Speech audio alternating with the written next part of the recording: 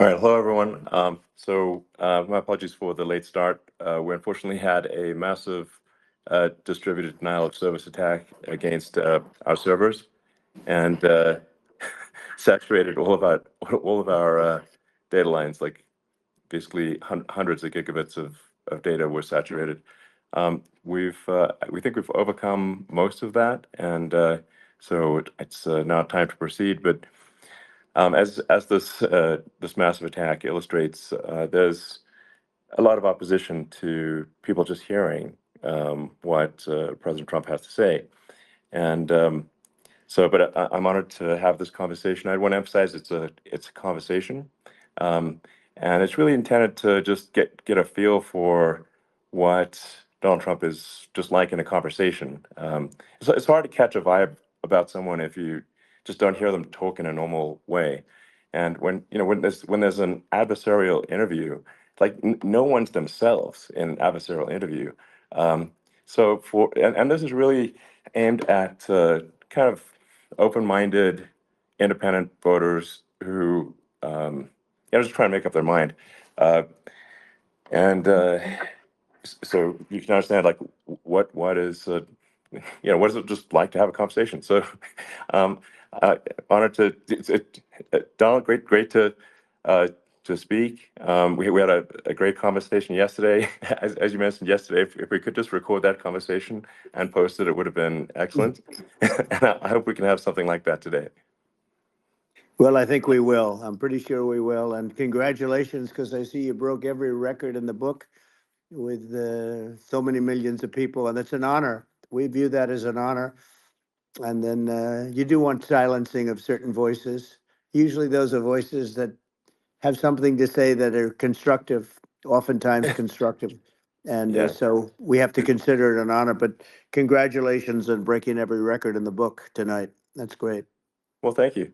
Well, I mean, maybe we could start off with, the assassination attempt, which was an incredible thing. And I have to say that, your actions after that assassination attempt were inspiring. Um, you, instead of shying away from things, instead of ducking down, um, you were pumping your fist in the air and saying, fight, fight, fight. And I think that's, I mean, the president of the United States represents America, and I think that is America. That is strength under fire, and so that's a big part of the reason why I was excited to endorse you as the president of the United States for having another term here. Is that was just incredibly inspiring. But I mean, what was it like for you? Not pleasant, I It's have to not be honest. pleasant. I said there was I blood. I mean, had being more shot is blood. not much fun.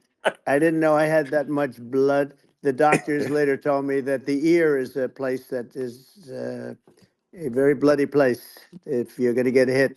But in this case, it was probably the best alternative you could even think about because it went at the right angle, and it was a hard hit. It was very, I guess you would say surreal, but it wasn't surreal. I was telling somebody you have instances like this, or like a lot less than this, where you feel it's a surreal situation, and I never felt that way. I knew immediately that it was a bullet. I knew immediately that it was at the ear, Yeah. and because it hit very hard, but hit the ear. And I also heard people shout, "Bullets, bullets!" Get down, because I moved down pretty nicely, pretty quickly, and we had bullets flying right over my head after I went down. So I'm glad I went down. The bigger miracle was that I was looking in the exact direction of the shooter, and so it hit me at an angle that was far less destructive than any other angle. So that was the miracle. That was Yeah. for those Split people that second. don't believe in God. I think we got to all start thinking about that. You have to, I'm a believer now. I'm more of a believer, I think, and a lot of people have said that to me. A lot of great people have said that to me, actually. But it was amazing that I happened to be turned just at that perfect Yeah. angle, and all because I put down a chart on immigration that showed that the numbers were so great. I love that chart I even mean, more maybe it's now a that I have sign. it. Maybe Yeah, that's a sign, you know. it's an immigration sign. You But highlighted a serious issue, and yeah, at that moment, that's right. the bullet missed your, you know, hit your ear, but you know, missed your head. I mean, Well, you know, the couldn't, yeah, amazing thing is that the sign, I said, bring down that sign on immigration, and it was literally about an eighth of a second where it would be good, and after that, it was going to yeah, be a disaster, no matter which way you were facing. But it just had that perfect angle, which was yeah, exactly at this shooter. Very sad situation. Such a sad situation. As you know, we lost somebody that was great, Corey, yeah, who, a firefighter, a great gentleman, a great trumper. He was just a fantastic family and a fantastic man. And a friend of mine came up, Elon, and said, "I'd like to give the family some kind of help." And I said, "All right, that's great." He said, "Do you mind?" I said, "I don't mind at all." And he wrote out a check for $1 million, gave it to the wife. And, you know, she said, "This is really nice, but I'd rather have my husband back," which is a nice thing for sure, somebody to say, to be honest. She's great. The family is great. And we raised a lot of yeah, money for them and for two other gentlemen are unbelievable people also. They were hit really badly. They thought they were not going to make it, and they did. The doctors in the Butler area, I tell you, they were incredible. They saved the two, and they were really hit tough, both of them yeah, equally. And we thought yeah, my first question was because I heard bullets flying over me. I said, "How many people were killed?" Because we had a massive crowd there, a tremendous yeah, thousands and thousands of people, and there was no land. I mean, it was all people. So I said, "How many people have been killed?" Because I knew there were other shots being fired, sure, and they said, "We don't know yet, but some people have been badly hurt." And I have to give the Secret Service sniper, they call him, or sharpshooter, but sniper, yeah, because he didn't know there was a problem. He's an extraordinary shot, obviously, and he didn't know there was a problem. And he was yeah, able to pick it all out within 5 seconds. And he used one bullet from very far away, I guess probably about 400 yards. The shooter was 130, but he was on yeah, he was on the opposite side of the field and the podium, and he saw the smoke and the flame from the gun, immediately recognized it, and immediately took a shot. And it was one perfect shot from very far away. And if he didn't do yeah, that, Elon, he would have. I mean, if he would have, a lot of people, a lot more people could have sure, been badly hurt and killed. So yeah, I have to absolutely, take my hat off to him because that's also a surreal. You know, he's been with them for 23 years, and yeah, he's never had anything like this. And all of a sudden, he has to act, and it's a very tough thing to sure, act and to be shooting somebody. But he saw the gun, saw the smoke, saw the flame from the gun, very far away. I obviously has very good eyes. He's got very good vision, which assume you have yeah, to have in that particular work. But he took absolutely, aim very quickly, and they say it was approximately 5 seconds from long range, yeah, one bullet. If that didn't happen, yeah, because the shooter had a lot of bullets, he had a lot of cartridges up sure. there with him, so could Well, have been very. I mean that's clearly you know, he was very confident in taking that shot to stop the attempted assassination. But I mean, there does seem to be, I mean, some pretty significant failings elsewhere in the system. Like, there's just no way that, like, how on earth does a shooter get on a roof 130 yards away? Um, that seems crazy. I think most people people are wondering how on earth could such a thing happen? Well, you know, I view it as two ways. There should have been nobody on the roof. There were people, Yeah, because there were so many tens of thousands of people there. There were people that were seeing him, and there was one woman with a red shirt and right. Trump all over I it, saw and the videos. she's screaming. That guy's got a gun. You know, you saw it probably. Yeah, yeah, There's yeah. a No, I guy saw up the there videos. with a I gun. mean, it's like I guess, I mean, for my part, and I think probably many members of the public are wondering how the heck are, you know, basically people wandering by pointing out there's a guy on the roof with a gun, Yeah. and they're seeing it, but somehow it's not being addressed. that does seem Yeah, crazy. well, they're going to learn from this. The communication between the local police, who sort of had an idea, and then ultimately a man lifted himself up to the roof, could barely do it because he was pulling himself up, and Yeah, he saw the man with the gun. The man with the gun pointed the gun at him. He thought he was probably going to get shot, but he was like pulling himself up, and because of that, he couldn't get to his gun, and he fell down. Actually, very badly hurt his leg, his ankle. I hear very badly, okay, but he fell down, and he did. From what I understand, he did say there's a guy up there with a gun, and the shooting started very quickly after that. I think it forced the shooter to go maybe quicker. He was supposed to be a very good shot. yeah, My sons, Don and Eric, they can't believe what happened, but they said from 130 yards, a bad shot would hit that target almost every time. They said it's like in golf, yeah, sinking a 2-foot putt. yeah. It's not a tough No, shot. it's not a long shot. The Secret Service person had the long shot. He had triple the Yeah, distance actually. So it was a terrible thing. Look, it's hard. I have to say this about the Secret Service. When I went down, and I went down based on, I think they're screaming, but other people also, because people saw this happen. You had so many people. One of the miracles was that nobody ran. I mean, if a gun goes off, the crowd yeah, control people showed us this. When guns go off, and it does happen in stadiums at a soccer match or some kind of a match, everybody flees. They call it a stampede, like cattle. But everybody, and a lot of yeah. people get killed with those stampedes. We had Sure. more people than you'd have at some of these matches or these games, and nobody left. You had a small group behind us in the grandstand, and that was full.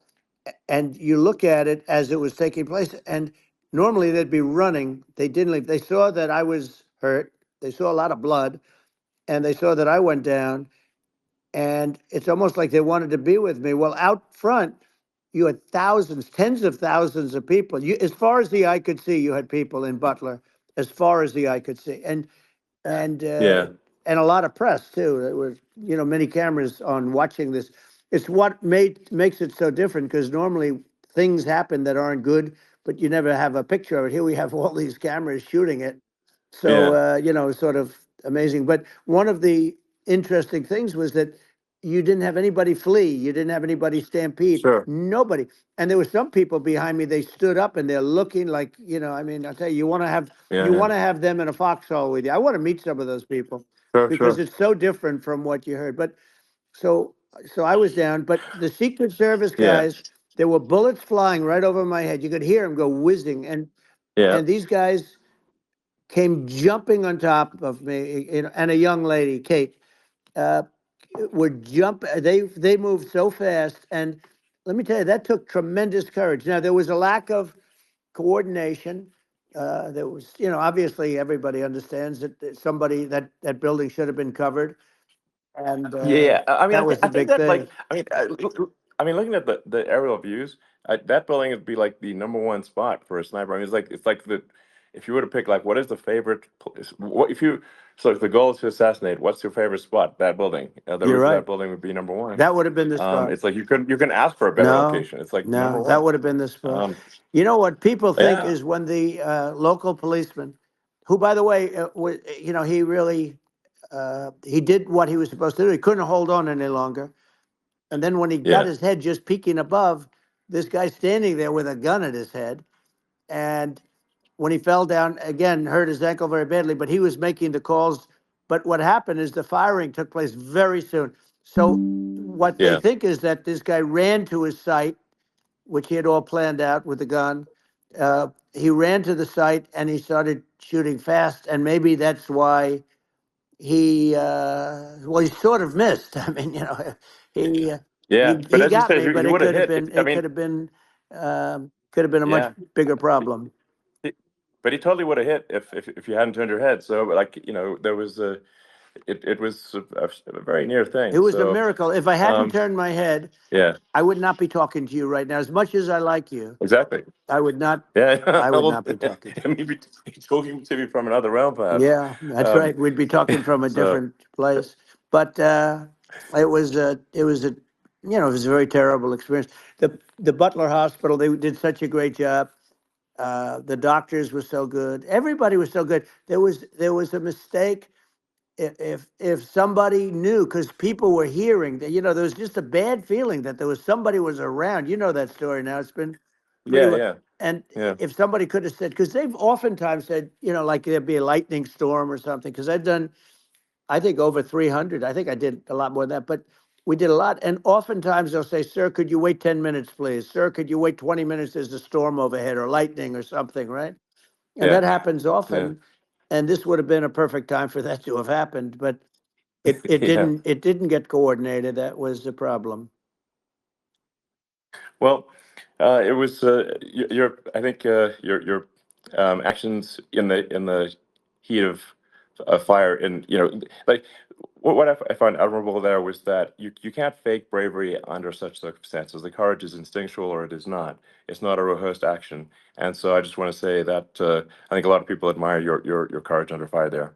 And Well, yeah, so thank you very yeah, much. I appreciate it. I didn't think of it. I just wanted to get up and I wanted to stand up. I wanted to let people know, I felt I was good when they were on top of me, covering me, actually, very much covering me and very bravely. But I wanted to get up. I said, I want to get up. And they wanted, they have everything there. They wanted stretcher. I didn't like the stretcher. And I knew I was hit in the ear, but I knew I wasn't hit anywhere else. They felt I was hit someplace else yeah, because it was such a lot of blood, and they were sure that I was hit someplace else. And they were saying, "Sir, you were hit in more than the ear." I said, "Nope, I was hit in the ear. I want to get up. Let me get up." And so I got up, and the crowd didn't know what to think. I mean, this was so many people, and you could see they were confused. They didn't know what to think, and I wanted to let them know I was okay. It was very important for me to let them yeah, know that, and they went wild. You've seen the after. They didn't go wild when I yeah, got up because they didn't know, was I alive. You really couldn't tell when I stood up before the hand, before the fist in the air. Uh, they didn't know if I was alive. Nobody did, and when I put the fist up, they were just relieved and happy and thrilled, and the place went crazy. It was pretty amazing. yeah. It was a Well, terrible thing, but it it was was really nice. incredibly moving. Yeah. Well, and I mean, speaking of the sort of slide that got you to turn that saved your life, really, was the illegal immigration Right, slide. Maybe this, that's right. maybe this is worth talking about that, It since was it was. that slide You're saved your right. life, No, basically. the illegal immigration saved my life. You're right, but I I had to know be at that's that the. exact angle. I mean, that's a great one. Saved by illegal You know, immigration. the incredible 100%. thing though, when you talk about the odds, you had to be exactly at that angle. But the Yeah, incredible thing is that the chart, I used it less than 20% of the time. It was just a moment. yeah, It's always on my left, never my right, and it's always at the end of the speech. So here yeah, we have it. It's on the right, not the left. It's at the beginning, not the end. And even the people that put it up, they were unprepared, and they did a great job. They got it up immediately, fortunately. But I looked to the right, and the bullet came whizzing by, hitting my ear. So it was amazing. But when you think of the odds of that, and yeah, yeah, that normally you wouldn't use it. Normally I wouldn't have the thing, and then it would yeah. have been a very different story. It's very much, I say, an act of God. It's a miracle that it happened, and I'm Sure. honored by it. I'm honored by it. Well, what were you about to say about illegal immigration before you were rudely interrupted with a Well, I was bullet? going to say how good the numbers were. By the way, we're going back to Butler, and we're going to go Great. back in October. We're all set up, and the people are fantastic in Butler. It's a great area. Great. These are incredible people. like the three that in the case of Corey killed, and the other two, the families are, I got to know them a little bit, and the families are great. But we're going back to Butler, and I think I'll probably start by saying, as I was saying, As, yeah, as you prior were to saying, being so exactly. horribly So, interrupted, yeah, but yeah. So rudely interrupted by an yeah, assassination so I was, attempt. but no, but the chart, Some people have no manners. Elon, the chart was just a chart that in my last week we had the best illegal immigration numbers, meaning stopping. It was at the lowest. You've seen the chart. It's become quite a famous Yeah, chart, yeah, but that was the lowest yeah. point ever recorded. It was a really, I mean, I was very proud of those numbers. And then you see what happened with these people, Kamala and Joe. You see what happened. They just let it go. I had remain in Mexico policies. I had all these different policies that was so good. Uh, Guys like Tom Holman and Brandon Judd from Border Patrol. All these are all people that they've been on television. They says the best numbers we've ever had. We had so many different checks, catch and release in Mexico, not the United. We had catch and release in the United States. We had it in Mexico. We had so many things. We had things where if people, many people come in there, they have contagious diseases. We had everything passed. If you have a contagious disease, I'm sorry, but we cannot allow you into the country. So we were setting Yeah, literally records, and I all I was doing is showing that, and I use it sometimes, sure. and in this case, I'm glad I used it. I can tell you that, but they were fantastic numbers. But I'm going to sleep with that chart always. I'll be sleeping with that chart. That chart was very important for a lot of reasons. Well, I mean, would it be accurate to say that you're supportive of legal immigration, but but we also need to shut down illegal immigration, and especially unvetted illegal Yes, immigration, because and that's not the same as saying that everyone who's an illegal immigrant is bad. In fact, I think most people who are illegal immigrants are actually good, but you can't tell a difference unless there's a solid vetting of who comes across the border. Does that accurately 100%. represent your position? I say it Okay. very simply. They have to come in legally. They have to be checked Yeah. because look, Kamala was the border czar. Now she's denying it. Everything that I do, she's Yeah. saying she was strong on the border. We're going to be strong. Well, she doesn't have to say it. She could close it up right now. They could do things right now. It's horrible. Uh, no tax on tips, and all of a sudden she's making a speech and there will be no tax on tips. I said that months ago. And by the way, they had just the opposite. They had not only tax on tips, but they hired 88,000 IRS agents, and many of them were assigned to go get waitresses and caddies and all of this on tips. They have a policy. They had a policy that they were really going to go after you and were really harassing people horribly. And then all of a sudden, for politics, she says, she comes out with what I said, which I think is terrible. And I think it's also hitting them very hard. These people are fake. Now they're also saying they did a good job on the border. We had the worst numbers in the history of the world, not of our country. There's never been a country in history that has had a catastrophe like this. We've had, I believe, and I think you believe this too, you hear 12 Yeah. million, 13. I believe it's over 20 million people came into our country, Yeah. many coming from jails, from prisons, from mental institutions, or a bigger version of that is Yeah. insane asylums, and many are terrorists. And I'll tell you what, they're coming not just from South America, they're coming from Africa, they're coming from all over the world. They're coming from Asia, they're Yeah. coming from the Middle East, they're coming from countries that are uh, stupidly and horribly bombing Israel October 7th. They're coming from all over the world. And you look at, it's so sad October 7th because it should have never happened. Yeah. It's so sad when Sure. you look at Ukraine. It should have never happened. We have a Yeah. defective government. These are defective people, and they're not people that should be running it. But where you see it the best is the border, because you have millions of people coming in a month, and then she gets up and she tries to pretend like she's going to do something. She had 3.5 years. And by the way, they have another 5 months that they can do something, but they Yeah. won't do anything. It's all talk. She's No. incompetent and he's incompetent. And frankly, I think that she's more incompetent than he is. And that's saying something because he's not too good. Yeah. No, I think it is. essential to have a secure border. I mean, you're really not a country unless you have a Correct. secure border. And And uh, secure elections you too. know, yeah, absolutely secure elections, and so it's just essential to have a real border, or we can't function as a country, and our service, our essential services are being overwhelmed in a lot of cities.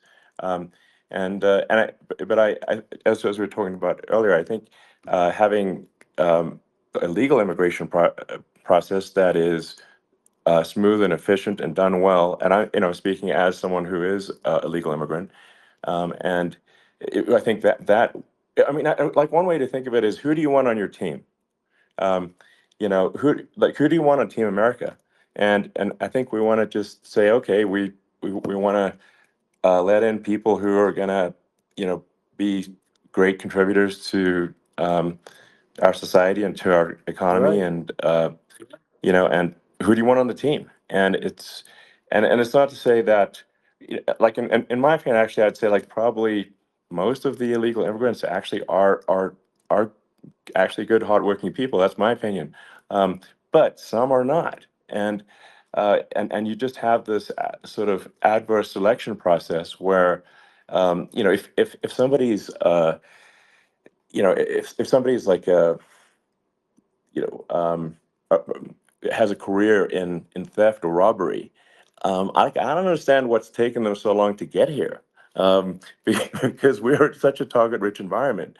Um, I mean, why aren't more people who have a career in, bad things coming here sooner? Because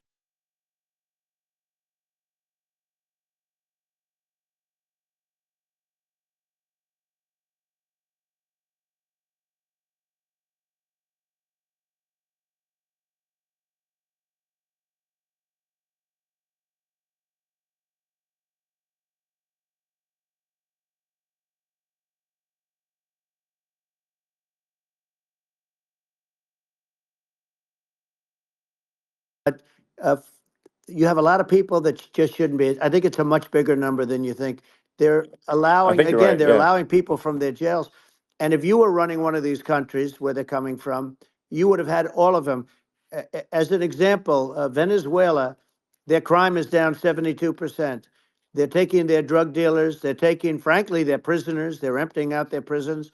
They're taking their criminals, their murderers, their rapists, and they're Yeah. delivering them into But the. that's what Castro did. Yeah, That well, he did he, on a he much smaller scale. yeah, It was a much smaller yeah. scale. But this is a massive scale because this is being done worldwide.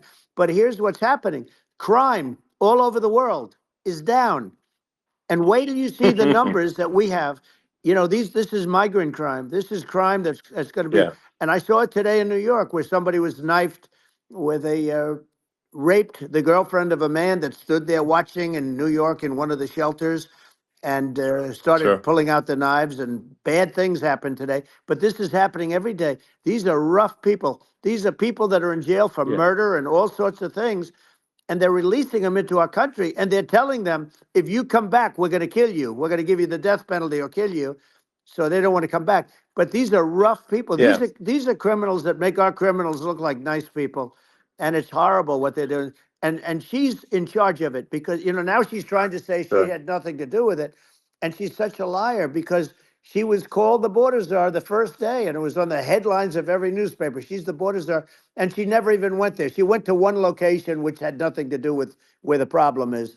She went in and out, I Right. guess, because she was getting a lot of pressure, Yeah. but Yeah. had nothing to do where the problem Yeah. is. But she was Well. the Well. border czar, and people Yeah. Yeah. can't allow them to get away with their disinformation campaign. Now she's trying to say that she wasn't really involved, and the whole thing is horrible. She was totally in charge. She could have shut the border down without him. He didn't know what he was doing anyway, so he wouldn't have even known Yeah. what happened. You could shut the border down, he Yeah. wouldn't even know the difference. But uh, the fact is that she was border czar. But if you don't have to call her Yes. that, the fact is you could just call her. She was in charge of the border, and the border was the worst Right. ever. It's simply not working. No, It's, it's I mean, horrible. whether it's by, whether it's a question of of intention or competence, either way, we don't have a secure border, and we have people streaming over like it looks like a World War Z zombie apocalypse at times. And sometimes you got to sort of wonder, like, is it real or not? So because you see things, you're like, is it real? So I went to the border at Eagle Pass, and I saw for myself in Texas, and I was like, okay, it's real. I'm like seeing this in real time. I actually posted the video like just live. I just flew there one day and just to see, hey, is this made up or real? And I'm just seeing people stream across the border, and I have to say, at least the people that I saw did not look friendly. So These are people people. can look at my video and say, hey, Yeah. does these people look friendly? I don't look super friendly. So These are people that um, Elon would not be the same man if he had to walk across the street and look these people in the eye. These are rough people. These are really rough people coming across. And I know rough people. And these are people that we don't want in our country. And the caravans are coming in and they're putting, and who's doing this are the heads of the countries. And you would be doing yeah, it, and so would I. And everyone would say, oh, what a terrible thing to say. The fact is, it's brilliant for them because they're taking all of their bad people, really bad people. And I hate to say this, the reason the numbers are much bigger than you would think is they're also taking their non-productive people. Now, these aren't people that will kill you. We have enough of them, but these are people that are non-productive. They are just not productive. I mean, for whatever reason, they're not yeah. workers or they don't want to work or whatever. And these countries are getting rid of non-productive people in the caravans in many cases, and they're also getting rid of their murderers and their drug dealers and the people that are Yeah, really brutal people. And they're coming into our country yeah, at levels that have never been seen before. And I saw an ad just before I got on the air. I'm walking over here, and I saw an ad by Kamala saying how she is going to provide border security. Where has she been for 3.5 years? For 3.5 years, yeah. No, no. we have 20 million people I poured think is in. It's a terrible Yeah, I thing. think this, frankly, I think this is a fundamental existential issue for the United States. And if we have another 4 more years of open borders, and it's going to be even worse with another 4 more years, it's going to be even worse than it's been for the past, 3.5 years. I'm not sure we've got a country You don't have left a country at that left. point. Elon, if they get in, you will have 50 to 60 million people from all over the world, not South America only. We think of South America, we think of Honduras and El Salvador, Guatemala, and Mexico, the four. But it's not that. It's everywhere. They're coming in from Yeah, everywhere. And I had to stay in Yeah, I think Mexico. this is a super important Yeah. point. Like people, it's like basically when I went down there, I was like, well, where are people from? It's like almost no one was from Mexico. To be No, clear, Mexico it's less, it's just it's just less it's than just the the others. border. It's just the border with Mexico. But the people coming in, it's Earth, the rest of Earth, and America is only about 4 or 5% of the population of Earth. It would only take a few percent of the rest of Earth to overwhelm everything in the We're U.S. already So overwhelmed, Elon. We're overwhelmed. You had to see the news tonight about New York. New York, and I love that place, and what they're doing to it is horrible, what they're doing to it. And all the courts do is they yeah, try and focus on Trump. Okay, let's focus on Trump, who did nothing wrong. I complain about a rigged election. Elon, what's happened is unbelievable. You have from Africa, from the Congo, they're coming from the Congo, and 22 people came in from the Congo recently, and they're murderers, and they dropped them. They drop them. They take them out of jails, which is very expensive, to maintain the jails. Although they don't do too much maintaining, I can tell you. But they take them out of jails, prisons. They take them out, and they bring them to the United States. They deposit them in the United States and say, "Don't ever come back, or you're going to be executed." And they don't want to come back, but they won't come back. sure. But they're coming from Africa. They're coming from Asia. They're coming from the Middle East. They're coming from South Well, America. just They're Earth, coming from rest of Earth, everywhere. basically. And there are a lot of Yeah, really everywhere on bad Earth. ones. It's just an everywhere on Earth thing, and it's just not possible for the United States to absorb everyone from Earth, or even a few percent of the rest of Earth. It's just not possible. Well, So Elon, we're going to have that's just to yeah, finish this up. We're going to have the largest deportation in history of this country, and we have no choice. Otherwise, we're going to have a country. What they've done to our country. Think of it, with in Venezuela and in some of these other countries, crime is down 50, 60, 70, 80%. And you would be the same. Yeah, I'll yeah, tell you what, Venezuela has not gotten rid of all of them. They've gotten rid of about 70% of their really bad people. Their jails are about 50% uh, put into the United States. Same with other countries. Some sure. are at 30%, some are at 50%. They're all different. But the bottom line is they're all going to be at 100%. Why wouldn't you put 100% of, Yeah, and they're doing it right now while this third-rate phony candidate, don't forget, I beat Biden. He failed in the debate miserably. And, some people said, oh, gee, it's too bad.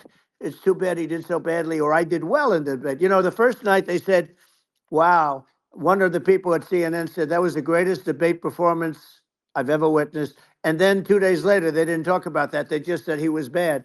But that's okay. That's the way I get treated. And I don't mind that at all. What I can tell you is this. We cannot have a Democrat. We cannot have her. She's incompetent. She's as bad as Biden in a it's different. Look, yeah. she hasn't done an I mean, interview since this yeah, whole scam started. well, And say what you want. This yeah, was a coup. This was a coup of a president of the United States. He didn't want to leave, and they said we can do it the nice yeah. way or we can do it the No, hard way. yeah. Not, I mean, they just took him out back behind the shed and basically shot him. Oh, what they did Biden. with this guy, So and I'm no yeah. fan of his, and he was a horrible president, the worst president in history. And one of the reasons he was so bad, first of all, the Israeli attack would have never happened. Russia would never have attacked Ukraine, and we'd have no inflation. And we wouldn't have had the Afghanistan mess, if you think of it. Well, And we wouldn't have had yeah. Afghanistan. But we think of it, Well, yeah. you take a few of those events away, and we have a different world. We would also have No, no no, you're yeah. inflation was caused by oil. Yeah, no, no, I think you're making an excellent point here, which is that when other countries can, that are, are thinking about invading or doing bad things, when they're thinking about that, they're thinking about, okay, what's the American president going to do? And do they fear the American president, or is there someone they do not respect and do not fear? And I think they would they rightfully be. I mean, look at the footage with the assassination. They're like, okay, uh, President Trump is like, don't mess with me. I mean, that's like, whereas I think people are not going to be, and they obviously have not been at all intimidated by Biden, and they certainly will not be intimidated by Kamala. And you have to really think of that in the context of global security. That if the American president is someone that, like, evil dictators are scared of, that makes a huge difference to the security of the world. So I had a good relationship with Putin, despite the Russia hoax that lasted for over 2 years. Just a hoax created by Hillary Clinton and Adam Shifty Schiff, some just bad people, just sick people, frankly. I mean, Schiff is a sick person. He's going to end up probably being a senator.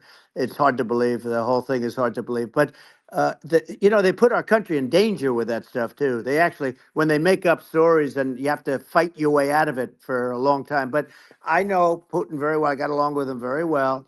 He respected me, and it's just one of those things. And we would talk a lot about Ukraine. It was the apple of his eye. But I said, don't ever do it. Don't ever do it. I shut down Nord Stream 2. That was the big oil pipeline, the biggest, I think, the biggest pipeline in the world going all over Europe. I shut it down. Biden came, and then they say, Yeah, I loved Russia. I was a friend of Putin, and I loved Russia. No, he actually said to me one time, he said, if you're my friend, I'd hate to see you as an enemy. I shut down his pipeline, the biggest pipeline. They were looking at that to yeah, fund, and this pathetic president gets in there, and the first thing he did, one of the early things he did, is he shut down Keystone XL pipeline, which is our pipeline that would have employed 48,000 people, pipeline workers, shuts it down. That was, a massive job that Obama refused to allow. yeah, I allowed it in my first week because it was jobs and it moved oil. And by the way, in a much more environmentally friendly way. It's underground. It's not a truck that catches on fire or a train that catches on fire. But think of it. He shut down the XL pipeline, the Keystone XL pipeline. He yeah, shuts that down and he approves the Russian pipeline, yeah. It doesn't make any right? sense. It's like it's inconsistent. Certainly, the but I mean, I think it's just worth emphasizing, to listeners, the the immense importance of whether the United States president is intimidating or not intimidating, and how much that matters to global security, because there's some real tough characters out there, and if they don't think the American president is tough, they will do what they want to I do, know every one of and them. it puts the whole Yeah. world in danger. Elon, I know every one It's of a them, big and I know deal. them well. I know Yeah. Putin. I know President Xi. I know Kim Jong-un of North Korea. I know every one of them. And let me tell you, people will say, oh, this is terrible. He said, I'm not saying anything good or bad. They're at the top of their game. They're tough. They're smart. They're vicious. And they're going to protect their country, whether they love their country. They probably do. It's just a different form of love, but they're going to protect their country. But these Yeah. are tough people at the top of their game. And when they see a Kamala or when they see Biden, Sleepy Joe, they can't even Yeah. believe it. They can't believe this happened. All the stuff that you're seeing now, all the horror that you look at Israel, they're all waiting for an attack from Iran. Iran would not be attacking, believe me. When I was there, and I say it with respect because I think we would have been good with Iran. I don't want to do anything bad to Iran, but they knew not to mess around. Iran was broke because I told China, if you buy from Iran oil, it's all about the oil. That's where the money is. But if you buy oil from Iran, you're not going to do any business with the United States. And I meant it. And they said, we'll Yeah. pass. Yeah. They didn't buy oil. Other countries, likewise, Sure. you want to buy, you're not doing business with the United States. And they were at a point where they had no money for Hamas. They had no money for Hezbollah. They had no money for any of these instruments of terror. And it was amazing. In fact, there were articles when I was leaving, which is hard to believe, actually, especially when you look at what's happened to our country. Our country is so bad right now. It's such a different place. We were respected. Think of it. 4 years ago, we were so respected to a point where when I said don't buy oil, they didn't buy oil, but they had no Yeah. money Yeah. and Israel would have never been attacked. Zero chance. And again, I said to Vladimir Putin, I said, don't do it. You can't do it, Vladimir. You do it, it's going to be a bad day. You cannot do it. And I told him things that what I do. And he said, no way. And I said, way. And it's the last time we ever had the conversation. He would never have done. I got along well with him. I hope to get along well with him again. Getting along well with them is a good thing, not a bad thing. I got along well with Kim Yeah. Jong-un. When I met with President Obama just before entering, it's a sort of a ritual. And I sat down with him and we talked. It was supposed to be for a very short period of time. It turned out to be a long period of time. I said, what's the biggest problem? He said, North Korea. I had that problem worked out very quickly. It was nasty at the beginning with Rocket Man and all the different things, Yeah. but all of a sudden I Those got a some call. those were some epic tweets, by the way. Yeah, they Those were were no, like they were epic. absolutely. Everything he said that he has a red button on his desk. I said, I have a red button on my desk too, but my red button is much bigger, and my red button works. And then I called him Little Yeah. Rocket Man of Little Rocket Man. Anyway, here's the bottom line. All of a sudden I got a call from him and they said they want to meet. They want to meet me. And we met, Yeah. as you remember, we met in Singapore. We met also in Vietnam. And I got along with them great. We were Yeah. in no danger. But Yeah. President Obama, It's President because Obama thought they we were going to respond. end up in a Yeah. war, a nuclear war with him. And let me tell you, he's Yeah. got a It's not lot of true. nuclear Yeah, stuff too. He's exactly. got plenty of nuclear. It's He can do plenty of damage. it's So, yes. I mean, it's because I mean, people like Kim Jong Un, they respond to yeah. strength, not weakness. Well, And he and I got it. if you He and I project had a good strength, they relationship. you're good. Remember, I Yeah. remember I met him and we walked onto his land. Nobody ever walked onto his land before. I walked onto. I wouldn't say. Yeah. Let's That bring was up cool. Secret Service again. I wouldn't say they were thrilled when I did that. I walked onto his land, and it was an amazing period. But we were not in danger with him because of me. I always Yeah. say that we have enemies on the outside and we have enemies on the inside. We have some really bad people in our government and people that are and controlling of the people. I mean, I'd mention names, but I really don't want to give them the credit. But we have some really bad, and I say they're more dangerous than Russia and China. If you have a smart president, a president that gets it, we are not in danger from those countries because they need us and they need our help. I mean, we forced Obama, if you think about it, Obama and Biden and Bush to a certain extent, in all fairness, forced Russia and China together. And if you're a history student, the first thing you learn is you cannot let Russia and China align. But then they also got, if you take a look, Iran, and they have North Korea. That's, they call it the axis of evil. In the old days, you had the axis of evil. Here we have a modern day axis of evil. These are powerful countries, very heavy nuclear, which is the biggest threat. Yeah. The biggest threat is not global warming, where the ocean's going to rise one eighth of an inch over the next 400 years. And you'll have more oceanfront property, right? The biggest threat is not that. The biggest threat is nuclear warming, because we have 5 countries Well, now that yeah. have significant nuclear power, and we have to not allow anything to happen with stupid people like Biden. Biden did something with Russia. There was no chance of him ever going in. And when I left, and then after I left, they started forming big armies on the border with Ukraine, right? And I looked at that, and I thought he was doing that because Putin's a good negotiator. I thought he was doing that to negotiate.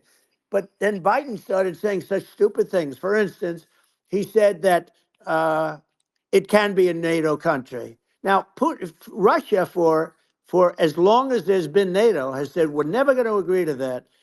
And we go right up front and say that. And we did things and said things through this president with a low IQ, very low IQ.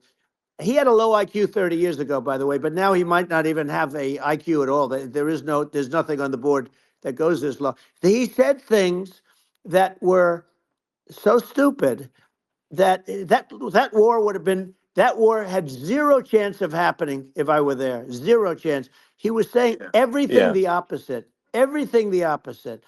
And it's so sad because many more people have been killed in Ukraine than you read about. You don't read about how bloody it is and how disaster. Sure. Hey, look, just in the 2 armies, you lost 500,000 people. And, Yeah. Ukraine's having a hard time. Ukraine, I don't know if you saw Yeah. the article recently, and it's true. You don't hear the true story. But if you think about it, Russia's gone, Russia defeated Germany with us, and they defeated Napoleon. They've been around a long time. They're a big fighting force. Yeah. Sure. And it's Of course. very unfair. And Ukraine now doesn't have enough men. They're now using young men and very old men to fight. And we're in a very bad position. And I'm not going to blame exclusively, but I can tell you I could have stopped that. And a smart president could have stopped that. It wouldn't have happened. But we had Yeah. a man that actually made it more prevalent. It was so bad. The words that he was using, the stupid threats coming from a stupid face that he was using. I said, this guy's going to cause us a war. He's going to cause us. And let me tell you, Yeah, it can yeah. lead to World War III. That can lead to World War III. The Middle East can lead to. We have numerous places that could end up in a Yeah. World War III right now for no reason No, I, whatsoever. I think you're right.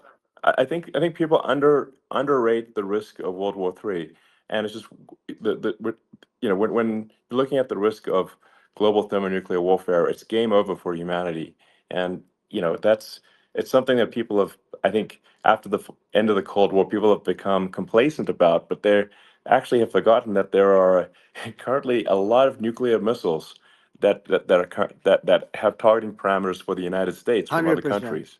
And one of the things And we're going to do is it's we're going to build an Iron Dome over us. Israel has it. We're going to have the best Iron Dome in the world. We need it, and we're going to make it all in the United States. But we're going to have protection, because it just takes one maniac to start something. We're going to have protection, and we're going to have. Why shouldn't we have an Iron Dome? Israel has one. Some other places Yeah. have one that nobody even knows about, frankly. But Israel has it. We're going to have an Iron Dome. But with all of that being said, to me that's so important, the most important.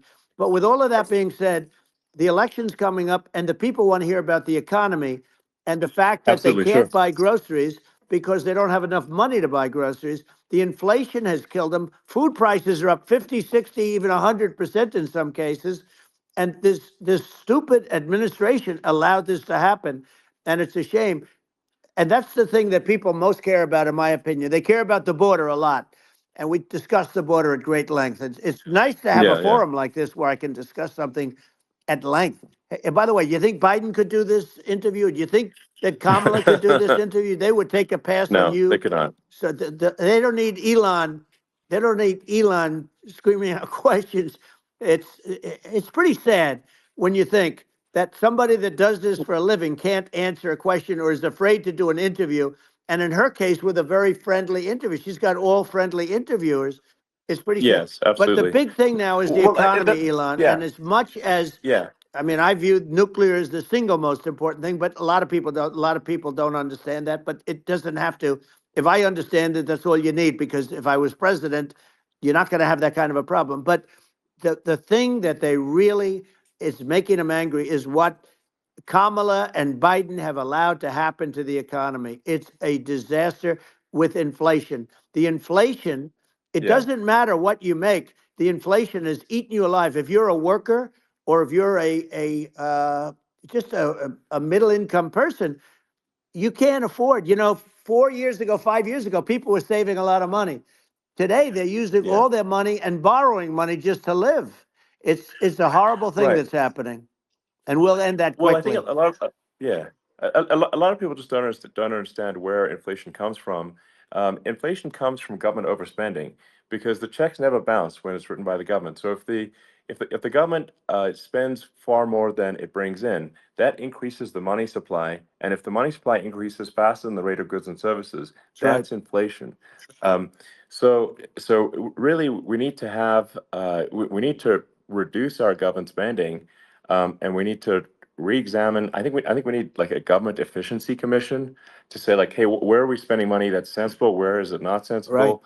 And we need to live within our means. We're currently adding, I think, $1 trillion to the deficit That's roughly right. every 100 days. That's right. And the interest payments on the national debt have now exceed the defense budget. It's on the order of $1 trillion, It's interest. and it keeps Yeah, I growing. rebuilt our military, largely rebuilt our military, did a great job on it, which was so important. We had jets, we had fighters that were, and bombers that were 70 years old. And we did a great job in that. Then by the way, then we gave 85 billion of it back to Afghanistan, if you can believe it. We gave them 85 billion. They're one of the largest sellers Yeah, of military equipment in the world. They're selling what we gave them. That was one of the most embarrassing days in the history of our country. But if you think about, let's go back to the economy. We have to bring energy yeah, prices down. Energy started at the price of gasoline.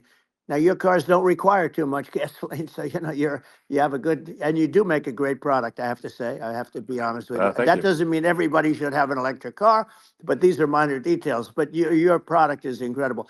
But the Thank you. gasoline, Elon, is the cost of energy. Not only gasoline, it's the cost of heating your house and cooling your house. That has Sure. to come down. It's gone up 100%, 150, and 200%, and that has to come down. When that comes down, and we're going to Yeah, drill, baby, drill. They stopped drilling, and then they went back to drilling because they went back to the Trump policy. But if they won the day after they get into office, this country will go out of business because they're going to go to an energy policy that's not sustainable, wind and different things. You're not going to have anything. yeah, And I know you're a big fan of the AI, and I have to say yeah, that AI, and this is shocking to me, but AI requires twice the energy that the country already produces for everything. So you're going to have to build. We're going to have to build a lot of energy if our country will be competitive with China, because that's our primary competitor for this on the AI. You're going sure. to need a lot of Well, I mean, electricity. You're going to need tremendous yeah, electricity, like almost double what we produce now for the whole country, if you can believe it. sure. Well, just going, back to this, like this basic thing, which that people try to make it sound complicated, but it's not. But inflation is caused by government Right. overspending. Would you agree that we need to take a look at government Yes. spending and have perhaps a government efficiency commission that just tries to make the spending sensible and so the country lives within its means, just like a The person does. waste is incredible, and nobody It negotiates is. prices. You used to have a lot of people making jets, and you end up with two companies, and they'll probably try and merge at some point. I mean, I went through it like Air Force, just a thing like Air Force One. One of the first documents they asked me to sign, a general said, "Sir, would you please sign this document?" And what is it? Air Force One. That's with Boeing, which is basically two planes, two 747s. And the price was Yeah. $5.7 billion for two planes. Now they're Wow. highly sophisticated. That's They're insane. even nicer than your plane, okay? But much more sophisticated. They're very, I won't say what's on it, but they got a lot of stuff on it. Anyway, but it's Sure. 5.7. I That's a crazy It's a number. crazy number, but I said, I'm not going to pay 5.7. I'm not going to do it. I said, who made the deal? Obama and his people. I said, well, then I know the deal's no good. I'm not going to do it. And over a course of about 4 weeks, by my saying I'm not going to do it, I got the price reduced by $1.6 billion for the exact same plane, other than we had a nicer paint job, if you want to know the truth. But for the exact same plane, I saved one. And I said to Boeing, man, you guys must make a lot of money if you can reduce the price by that. But now what I do hear is that they're going back to the Biden administration and wanting big cost overruns, because they see these dopey suckers in there, and they'll end up getting some of the money back. But I shaved it by $1.6 billion for the exact same plane. And you can now take that and multiply that out times thousands of other Exactly. items. And Multiply it by yeah, a the zillion, numbers are and yeah. astronomical. I agree with you. Well, I mean, if so, I think it would be great to just have a government efficiency commission that takes a look at these things and just ensures that the taxpayer money, the taxpayers' hard-earned money, is spent in a good way. I'd be happy to help out on such a commission I'd love if it. it were formed. Well, you're the greatest cutter. I mean, I look at what you do. You walk in and you just say, "You want to quit?" They go on Yeah. strike. I won't mention the name of the company, but they go on strike, and you say, "That's okay. You're all gone. You're all gone." So every one of you is gone, and you are the greatest. You would be very good. Oh, you would love it. But if you look at Argentina. Well, I'd be happy to Yeah, by help the way, out. congratulations. I Yeah. just looked at the number of people that are listening to you and I chat. We'll call it a chat. But Yeah. congratulations. This is very good. I mean, it's great. And you're an interesting character. The new head of a place called Argentina, and he's a big, Malay's he's awesome. he's great. And Yeah. he's a big MAGA fan, that he ran on MAGA. And he took it to an extreme too. He ran on MAGA, and I hear he's doing really a terrific job. It's called Make Argentina Great Again. It worked out perfectly. He came in, he bought a lot of hats, he brought everything, but he's doing a big job. He really cut. And I'm hearing Yeah. they're starting to do pretty well. Inflation's getting down. They had like Yes, exactly. 2,000%. And they had inflation like not normal inflation. They had the real deal. But we're going to Yeah. have that pretty soon. I think we Yeah. have the worst inflation we've had in 100 years. They say it's 48 years. I don't believe it. I think we have the worst. They Yeah. don't include a lot of the items that should be included, you know. Yeah. Well, it's just from government overspending and not spending taxpayer money Yeah, effectively, and having just like so many departments, you can't even name them all.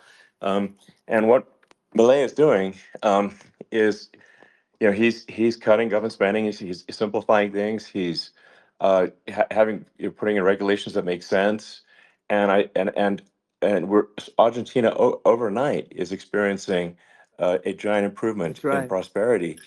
But it's also a lesson for the United States, which is that um, Argentina used to be one of the most prosperous countries in the world. Um, Right. in the like in the 30s, 40s, and because of bad government policy, it ruined the country. And if you take Venezuela, for example, Venezuela should be incredibly prosperous. They have phenomenal reserves of everything, oil, everything, and it should be prosperous. But if the government's wrong, it impoverishes the people. And so I think we should not be complacent in the United States and thinking that and taking our prosperity for granted, because if with bad government policy, we can run the country into the ground. And that's just something people should bear in mind. Don't take prosperity for granted. Well, think of education. So we're ranked at the bottom of every list of the top 40. We're ranked number 40, number 38. Uh, Norway, Switzerland, Sweden, different countries are ranked good. Actually, China's pretty close to the top. They're a top 6 or 7. But we're ranked at the bottom, almost at the bottom, 38, 39, 40. In other words, horrible. And yet we spend more per pupil than any other country in the world. So we spend more. And what I'm going to do, one of the first acts, and this is where I need an Elon Musk. I need somebody that has a lot of strength and courage and smarts. I want to close up Department of Education, move education back to the states, Yeah. where states like Iowa, where states like Idaho, not every state will do great because states that basically aren't doing good now. You look at Gavin Newsom, the governor of California. He he's terrible. He does a terrible job. So he's not going to do great with education. But of the Yeah. 50, I would bet that 35 would do great, and 15 of Yeah. them, or 20 of them will be as good as Norway. Norway is considered great.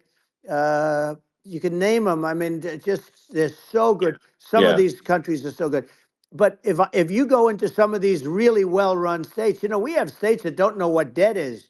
We have states that have low taxes, no debt, everybody working. They're really well run, Sure. and maybe they have certain advantages in terms of location, in terms of the land or the sun, and the water and the whole thing. There are a lot of advantages that some people have. But if you moved education back to the 50, you'll have some that won't do well, but they'll actually be forced to do better because it'll be a pretty bad situation. Yeah. But if you think Well, about it, yeah. you'll have some Yeah. of Yeah. these states. I'll bet you'd have 30, 35 states. It'll be much better. And you know what it'll cost? Less than Yeah. half what it is in Washington. And Yeah. these people don't care Well, about the yeah. students in these, faraway states. And it'd Well, be unbelievable. yeah.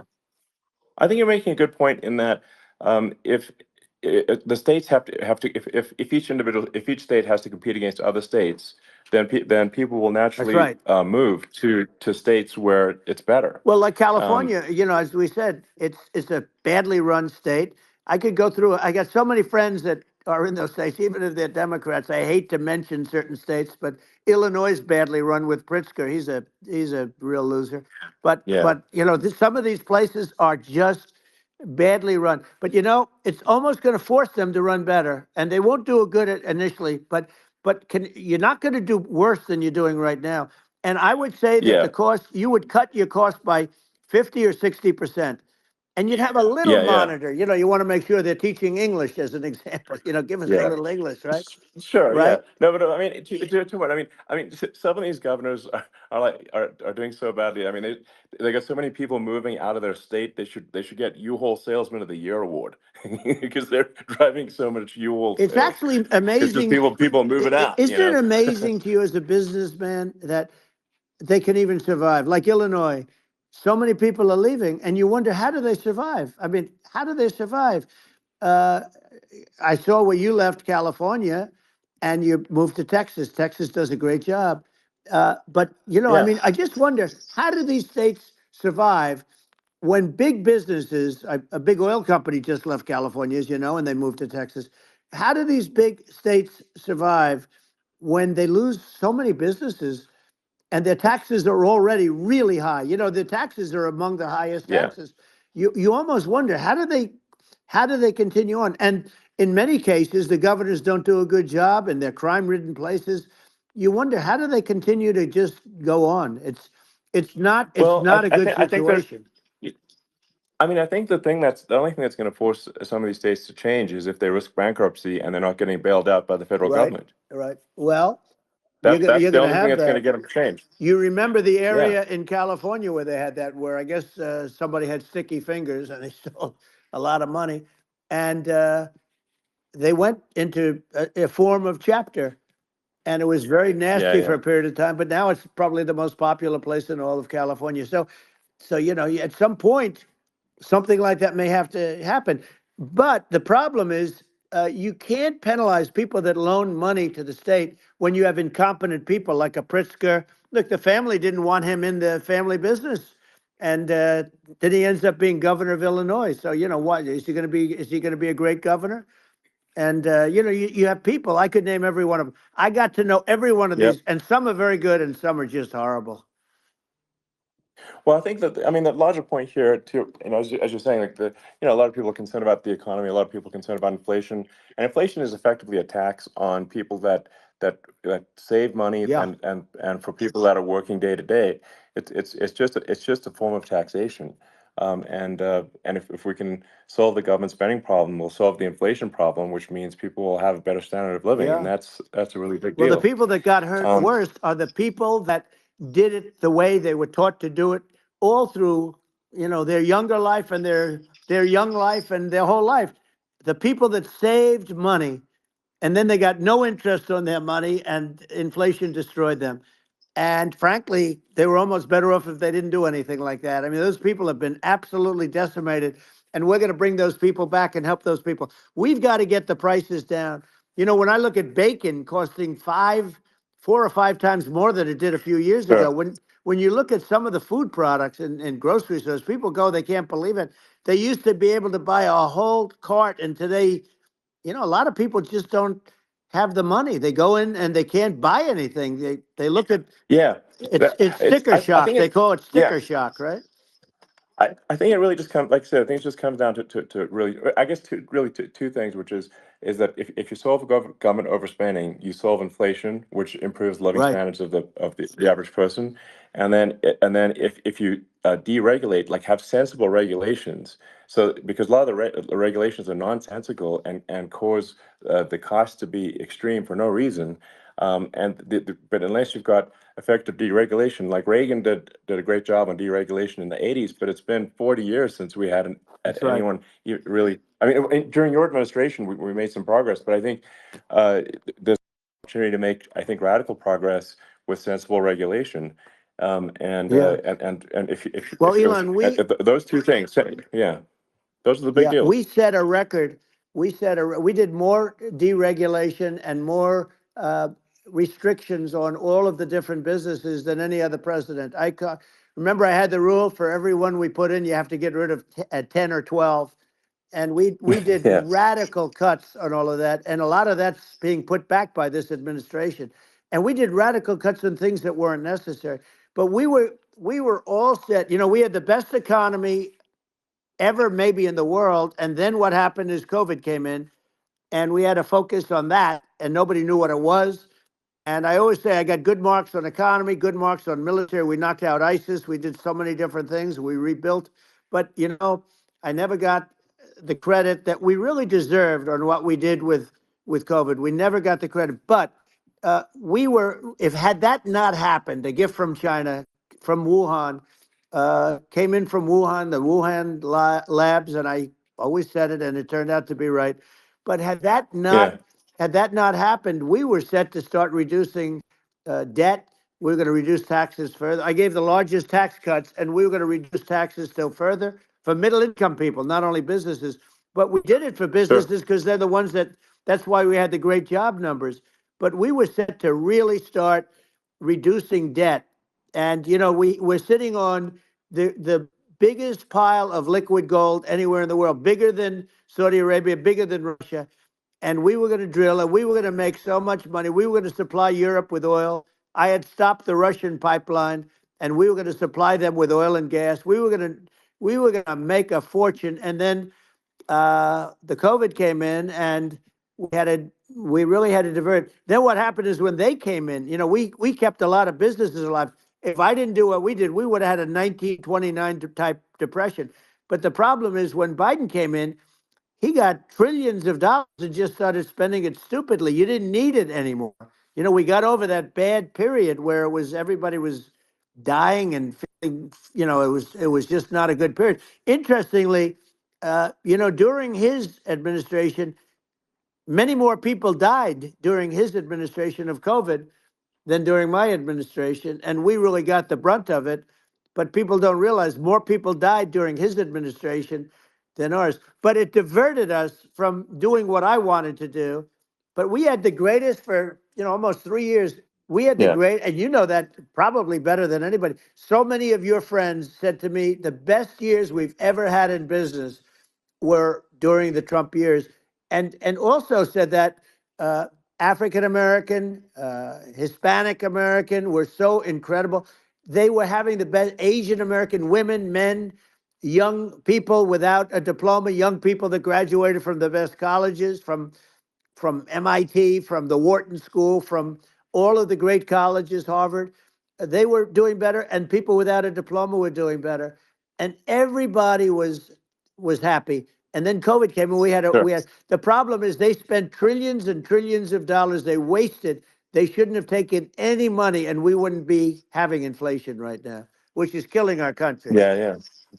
Yeah, and absolutely. And I mean, I should probably say something about like, maybe my views on, climate change Yeah, and oil and gas, because I think it's probably different from what most people would assume.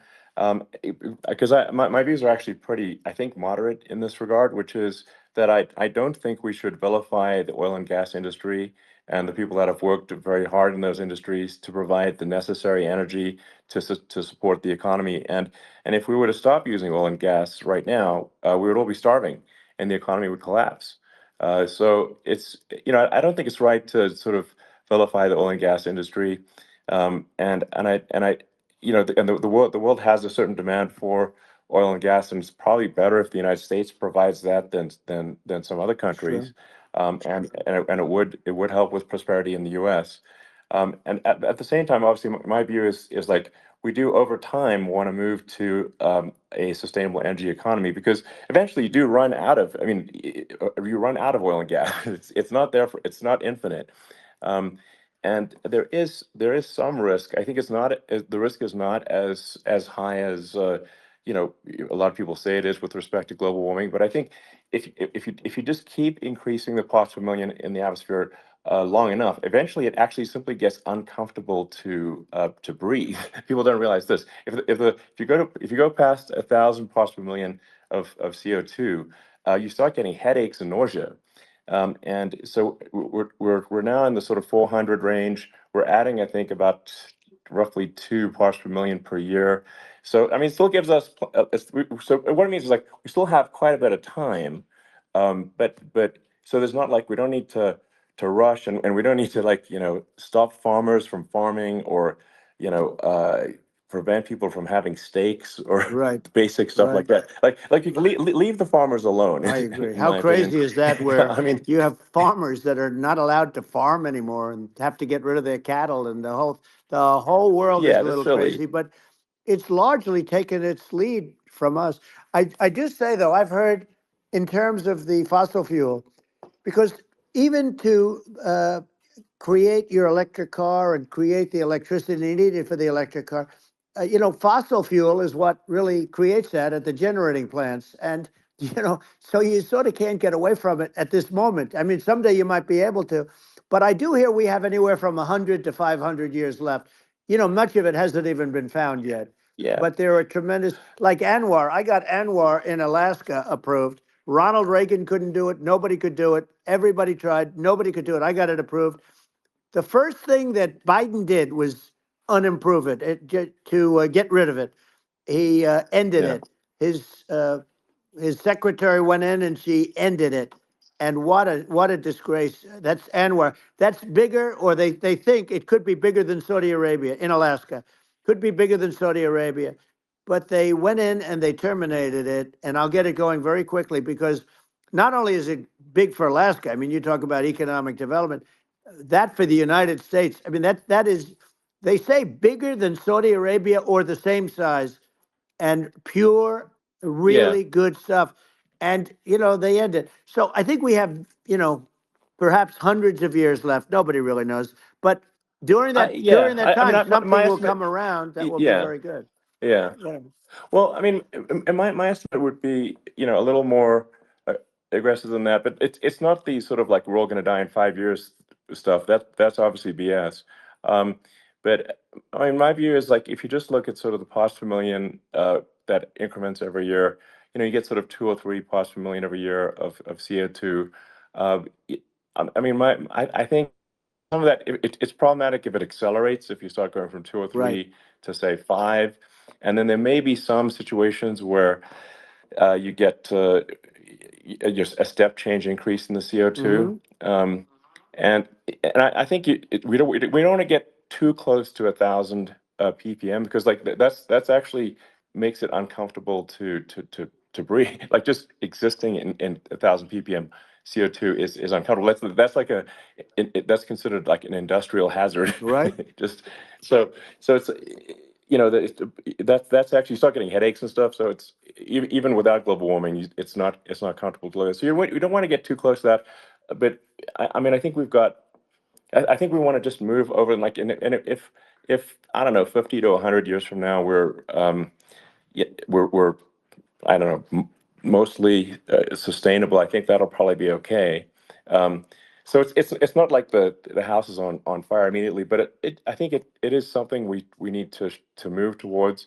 And on on balance, it's probably better to move there faster than slower. But like I said, without vilifying the oil and gas industry, and without causing hardship in the short term. I think this can be done um, without, but people can still have, a stake, and they can still drive gasoline Sure. cars, and it's okay. It's like, it's not.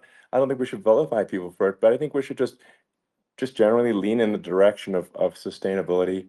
And I actually think solar is going to be a majority of Earth's energy generation in the future, and it's certainly trending that way. Mm-hmm. And so you get the solar power, combine that with batteries, so because obviously the sun doesn't shine at night, and then you use that to charge the electric cars, and you have a long-term sustainable solution. And that's what Tesla's trying to move things towards, and I think we've made a lot of progress in that regard. But when you look at our cars, we don't believe that environmentalism, that caring about the environment should mean that you have to suffer. So we make sure that our cars are beautiful, that they drive well, that they're fast, they're sexy. I mean, they're cool. In fact, literally, I made this sexy joke: Model S, Model 3, Model X, and Y spells out sexy. It's probably the most expensive joke out there. Um, but I don't know, I like cheesy humor, So, um, but I'm a big fan of, like, let's have an inspiring future, and Yeah. let's work towards a better future, and we can do so without demonizing Right. people. I'm okay. You know, It's very interesting. You use the word global warming, and today they use the word climate change because you have some places that go up, and so they were getting themselves in a little trouble with the word global warming because not every place is warming. Some places are going the opposite direction. But I'm sort of waiting for you to come up with solar panels on the roofs of your cars and on the trunks of the cars, and it just seems like something that at some point you will come up with. I'm sure you'll be the first, but it would seem that a solar panel on the roofs, on flat surfaces, on certain surfaces might be good, yeah, at least in certain areas of the country where you have the world sure, where you have the sun. But I would think, and I have no idea because that's not my world, but I would think that this would be something that would be interesting. But the one thing that I don't understand is that people talk about global warming or they talk about climate change, but they never talk about nuclear warming. And to me, sure, that's an immediate problem because you have, as I said, 5 countries where you have major nuclear, and probably some others are getting there, and that's very dangerous. That's where you need a strong American president because you don't want to have this proliferation. But you have 5 countries and getting more. China is much less than us right now, but they're going to catch us sooner than people think. They're way lower. Russia and us are number one, and I mean we're sort of tied. And China is far behind, but they're developing at a level that you're not surprised to hear very fast. They'll end up catching up, maybe even yeah, surpassing. But to me, the biggest yeah, problem is not climate change. It's not, and everything's a problem, but it's degrees. To me, the big problem is the nuclear power. The power of nuclear is so great.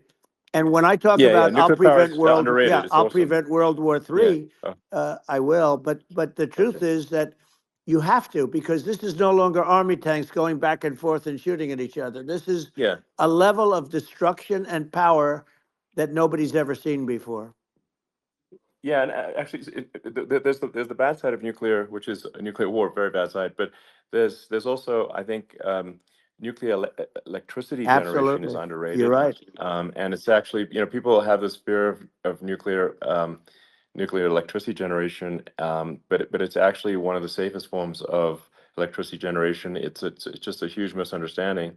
Um, and if you look at the injuries and deaths, caused by, say, I mean, I'm not going to try to pick on coal mining, but just any kind of mining Right. operation, And there's a certain number of injuries and deaths per year. And you compare that to nuclear. Nuclear is actually way better. So it's underrated as an electricity source, and I think it's something that's worth reconsidering. But there's so much regulation that people can't get it done. So that Maybe they'll have sort to of change the have it, name. The name is just, it's a rough name. There are some areas yeah, it's a rough like when name. you see what happened in, Good bad right, branding. The we'll have to branding's rough. rebrand it. We'll have to give it a good name. We'll name it after you or something. You know, No, no, it has thanks. it has a branding problem. You know, when you see what happened in, It does have a branding problem. when you see what happened in Japan, where they say you won't be able to go on the land for about 3,000 years. Did you ever see that?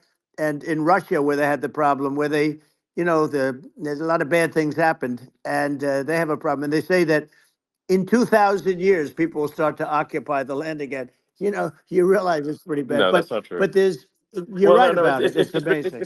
it's actually not that bad. So like after Fukushima happened in Japan, like people were asking me in California, are we worried about like a nuclear cloud coming from Japan? I'm like, no, that's crazy. It's not even dangerous in Fukushima. I actually flew there and ate locally grown vegetables on TV to prove it.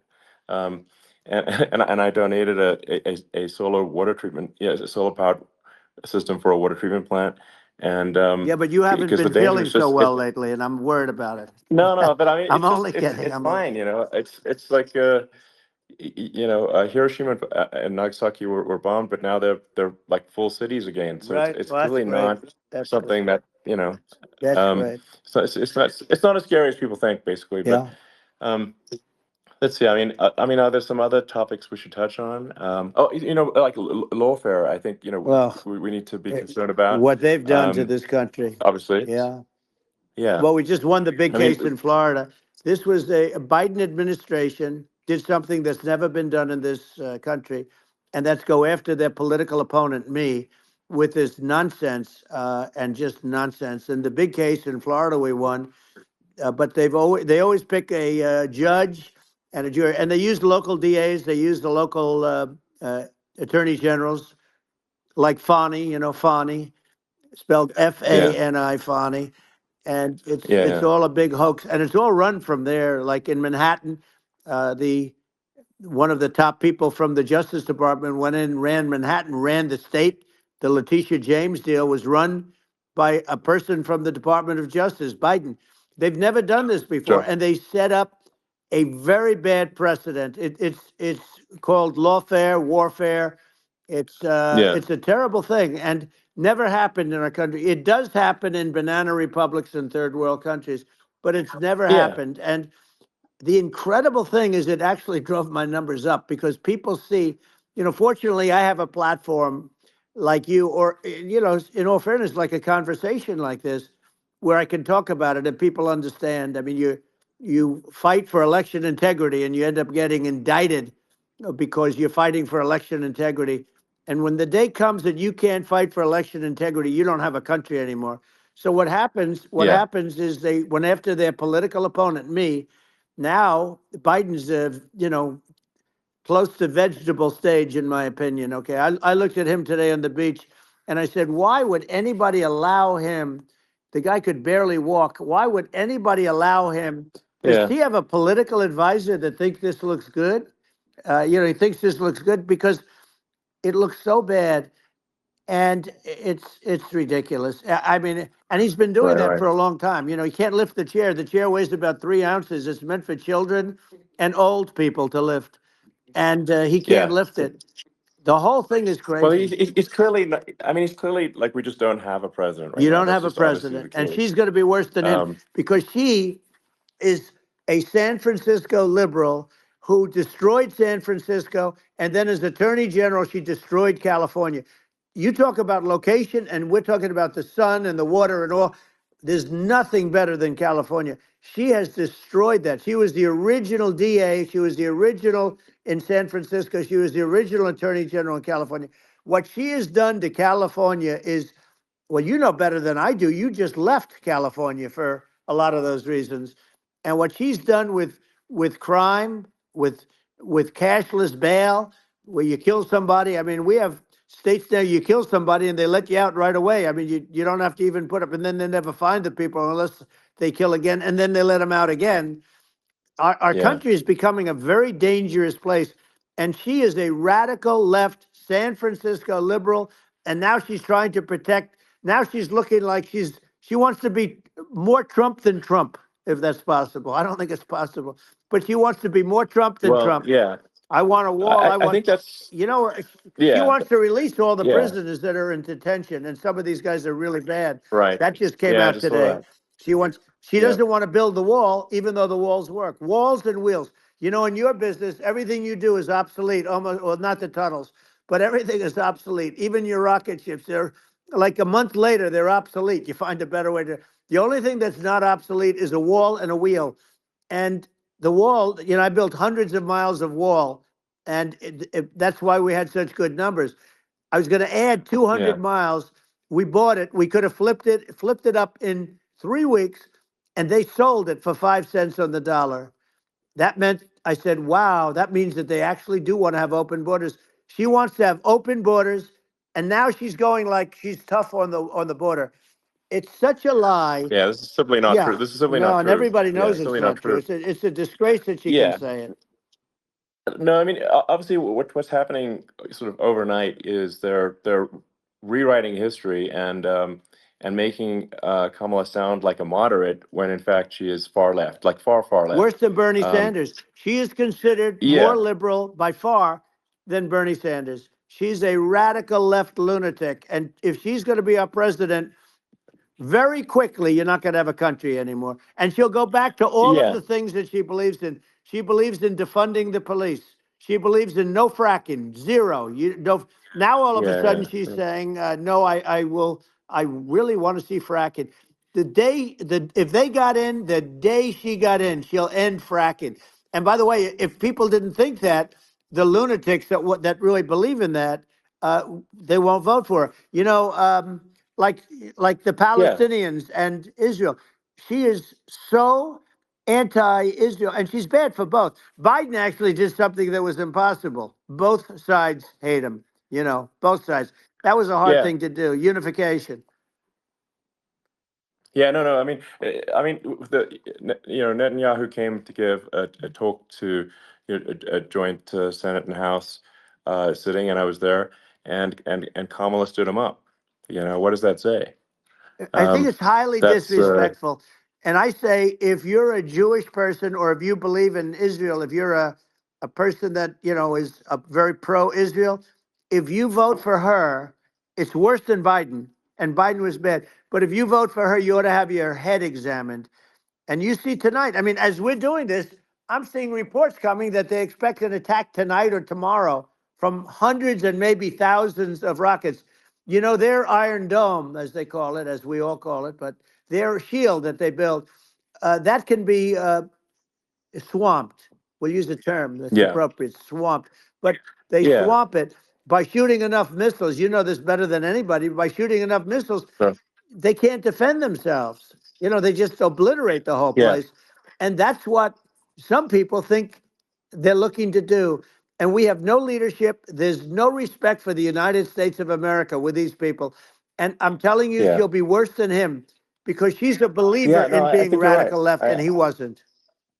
I think you're right. I mean, you really, it's important for the public that may be listening to this to look at Kamala's track record, before the last like month, and say, is that a track record you agree with? And I think if you're an independent moderate, you definitely would not agree with it, because it is her behavior has been far left, and we're seeing just an overnight propaganda attempt to rewrite history and make it sound like Kamala's moderate when she in fact is not moderate. Well, So I her think running that, mate approved, signed into legislation, tampons in boys' bathrooms. Okay, now yeah, that's yeah, all I that's have to weird. hear.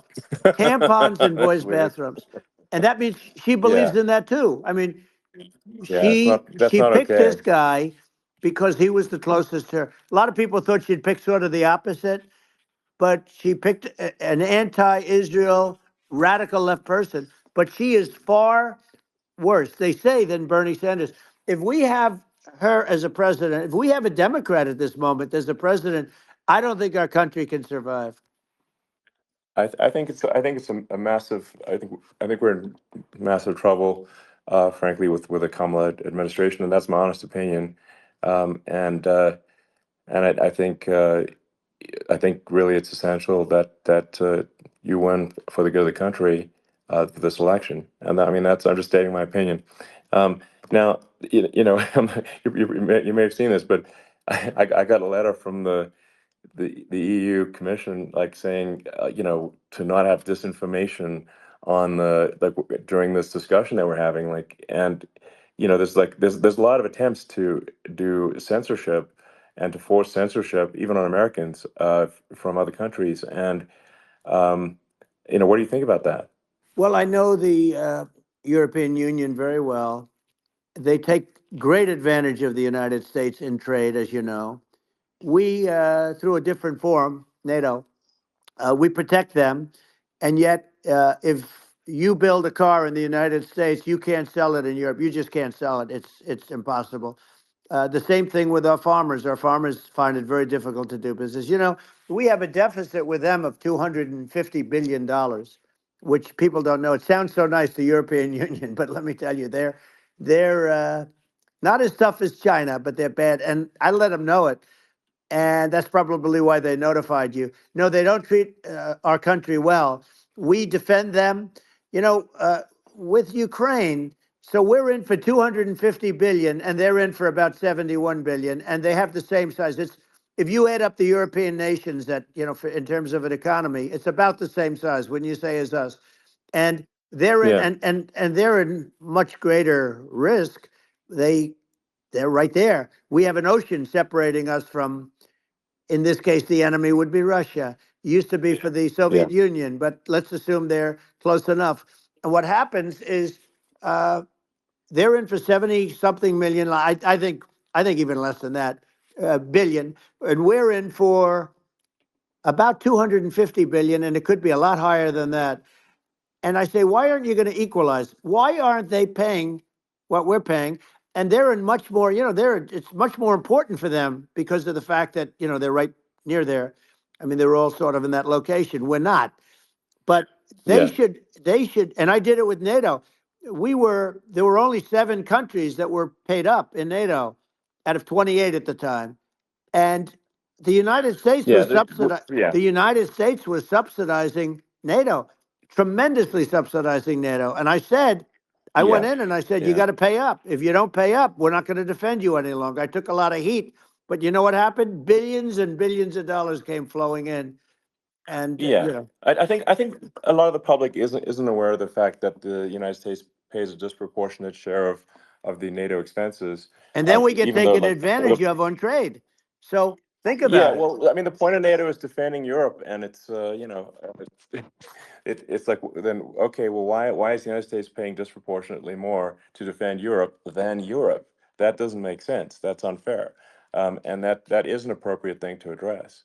Well, Um, when you talk about so cost cutting and savings and everything else, I mean, honestly, look, there's nobody that feels worse about the Ukraine situation than I do because I know it would have never happened. I know Zelensky.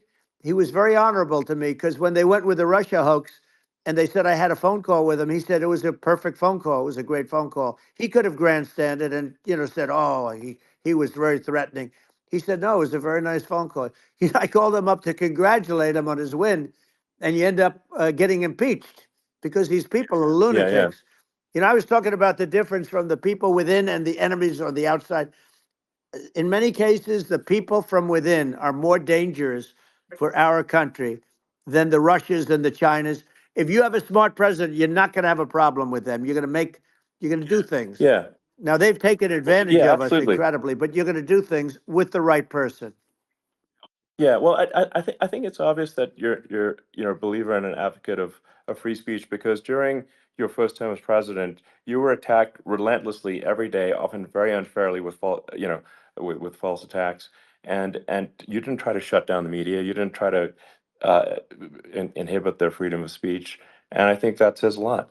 Well, the good thing is that you and I have, and some people, very few, we can get the word out. Although sometimes it's hard because they don't want to print it. Like we're having a great conversation right now. Kamala wouldn't have this conversation. She can't because she's not No. smart. She's not a smart person, by the way. She can't have this conversation. And Biden, we don't even have to talk about it. I mean, he couldn't have this conversation. He would have given up on the first half of a question. He would have walked out. He would have said, "Where am I? Where am I going?" So anyway, but Yeah, no, he wouldn't have this. that's true. Not a lot of people would have this conversation, but we cover a lot of territory.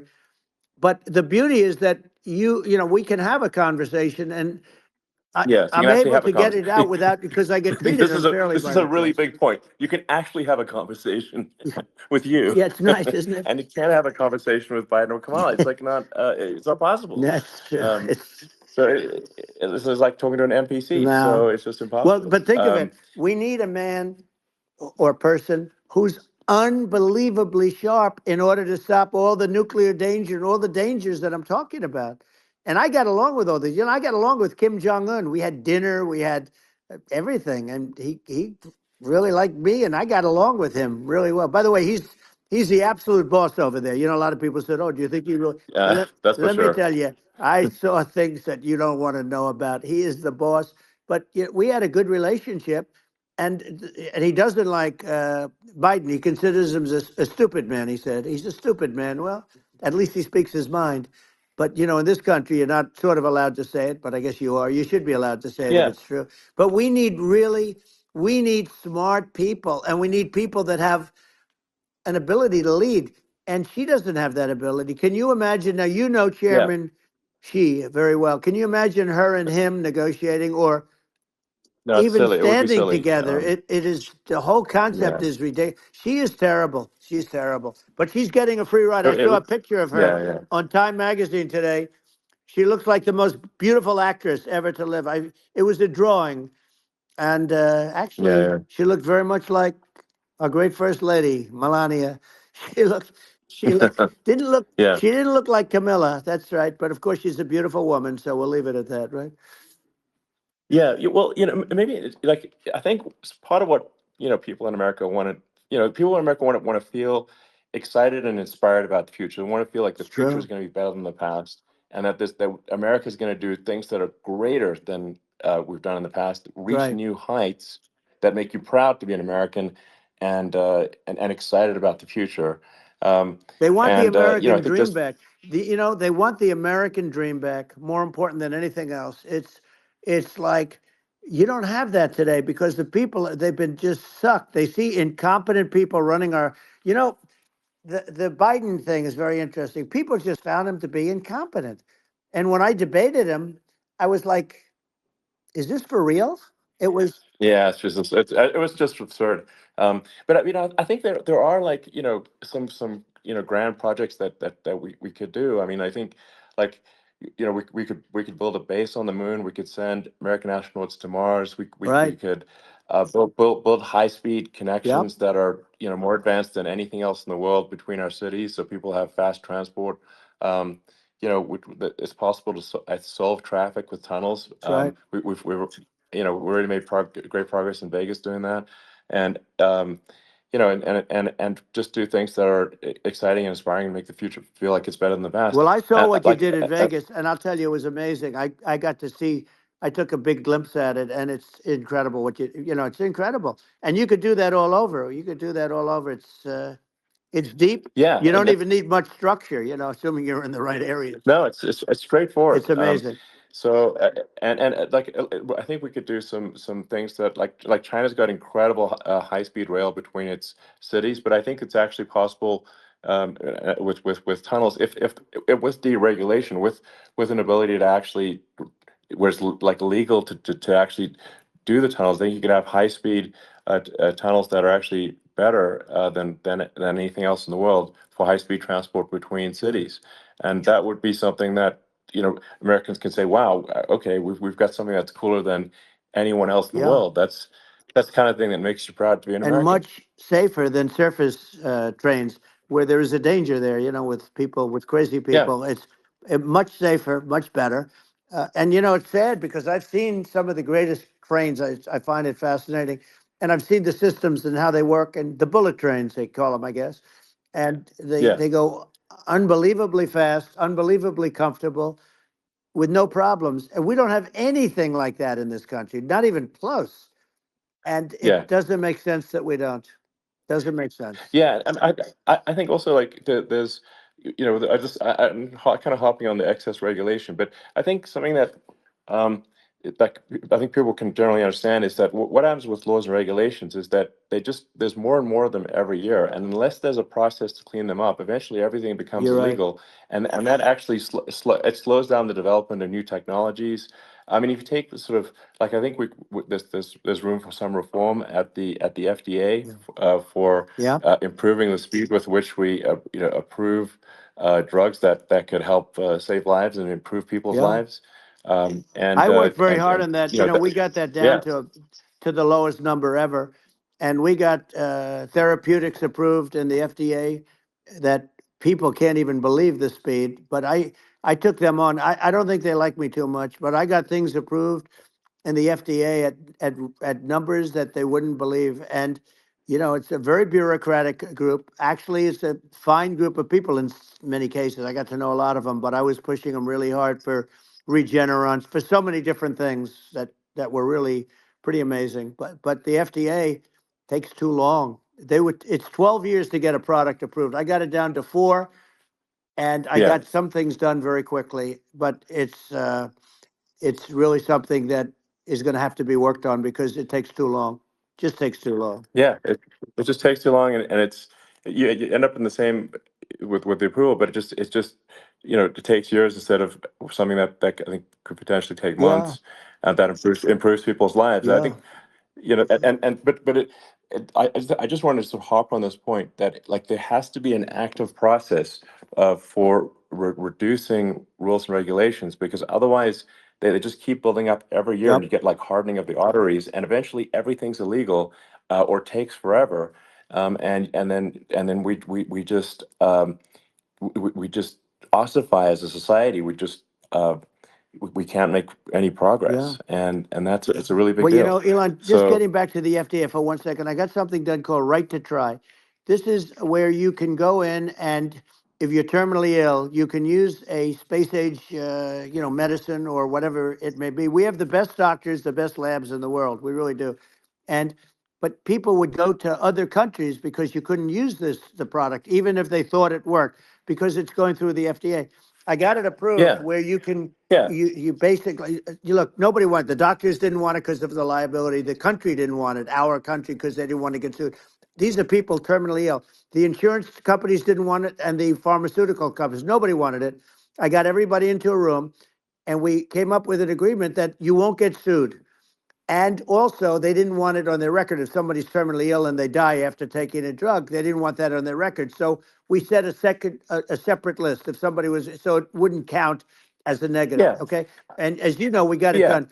We have saved Right to Try. They've been trying to get this done for 58 yeah, years. And it sounds simple, but it wasn't because, I mean, the insurance companies, nobody wanted it, but we got it done. sure, Somebody signs, you sign a document that you're not going to sue the insurance companies, the country, you're not going to sue anybody.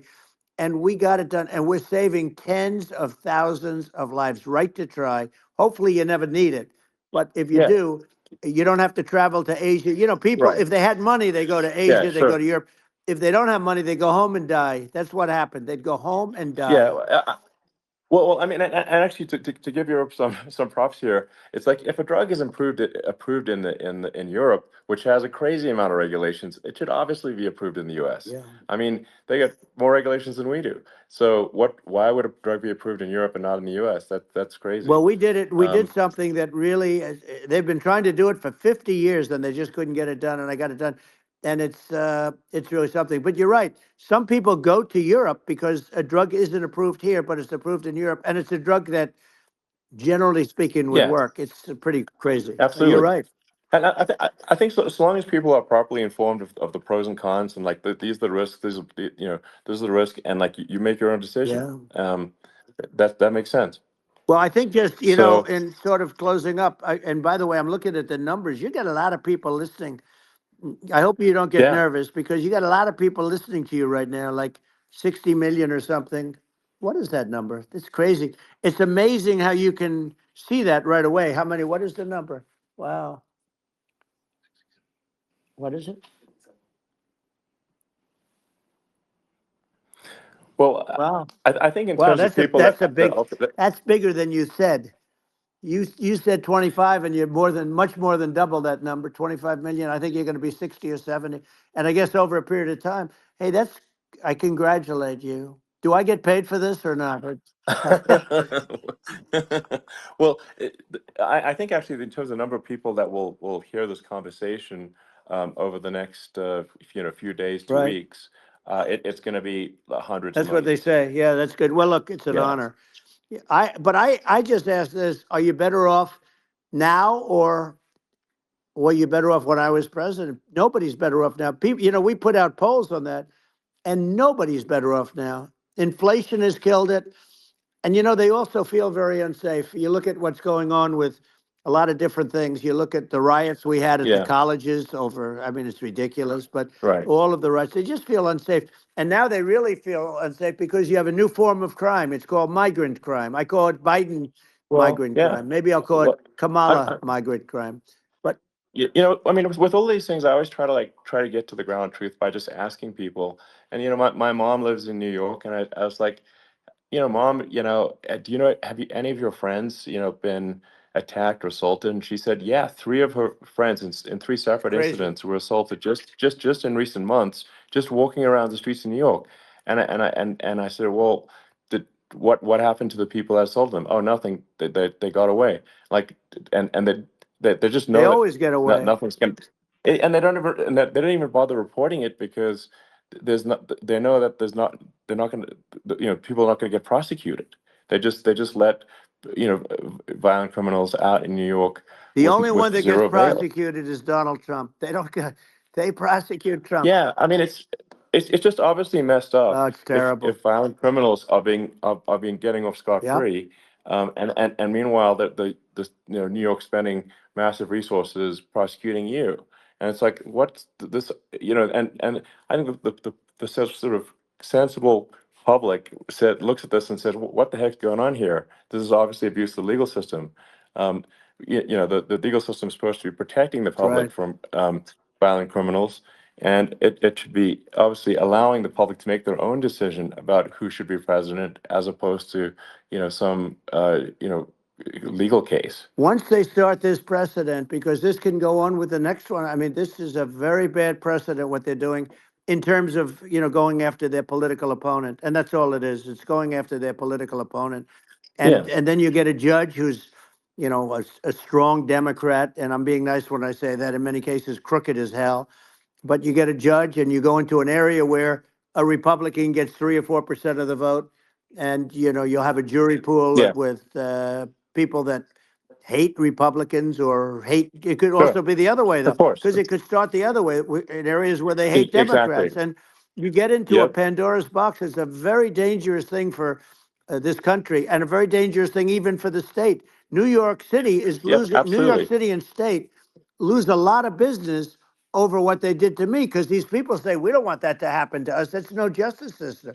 You have an unfair system of Yes. justice, and it's costing New York State a tremendous amount of money. People are leaving and companies are leaving, and they won't come back. So, all of that stuff is important. But the economy now is the big thing, and we can turn that economy up so fast, and people are going to be back again. We're going to get rid of Yeah. inflation. I think there's a lot of Right. opportunity. Absolutely. Absolutely. So And I just I want to, think I I want to think congratulate you. You've done an amazing job. You have definitely got a fertile mind. We can talk, you and I can talk about well, rockets and, it's kind of you to say thank well, you. tunnels. We can talk about tunnels and rockets and electric cars, so many things. And now you're into the AI, and that's going to be another beauty, I'll say. So Yeah. it's an amazing thing you've done, Elon. It's an amazing thing, and I Well, congratulate you. I mean, thank you. And well, I mean, I just say here, here's to an exciting, inspiring future that people can look forward to and be optimistic and excited about what happens next. And that's the kind of future that I think you will bring as president, and that's why I endorse you. Well, I appreciate that. That endorsement meant a lot to me. Not all endorsements mean that much, to be honest. Your endorsement meant a lot.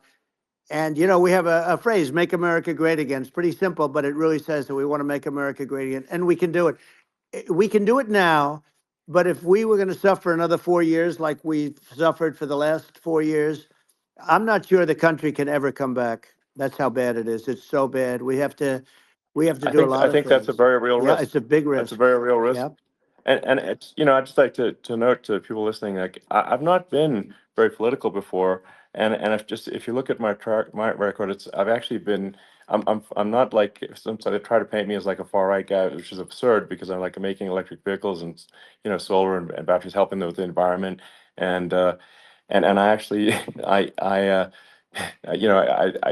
supported Obama. I stood in line for 6 hours to shake Obama's hand when he was running for president, and so it's not like I'm like some sort of dyed-in-the-wool long-term Republican. I'd call myself, uh, historically a moderate Democrat, but now I feel like we're really at a critical juncture for the country, and uh, I think a lot of people thought the Biden administration would be a moderate administration, but it's not, and obviously we're just going to see an even further left uh, administration with Kamala. That's my honest opinion. I mean, her dad is literally. I mean, she was brought up as an actual. Her dad is a Marxist economist. You can Google it. I mean, it's not a. We're not making this up. That's how she was brought up. So, and we want to have a future that is prosperous, and I think we're just at this critical juncture, and I think this is a case of the America is kind of at a fork in the road, it's true. and I think it will take if the path to, like you are the path to prosperity, and I think Kamala is the opposite. Then that's my honest opinion. I'm gonna get attacked like crazy, and I've also experienced quite a bit of lawfare myself.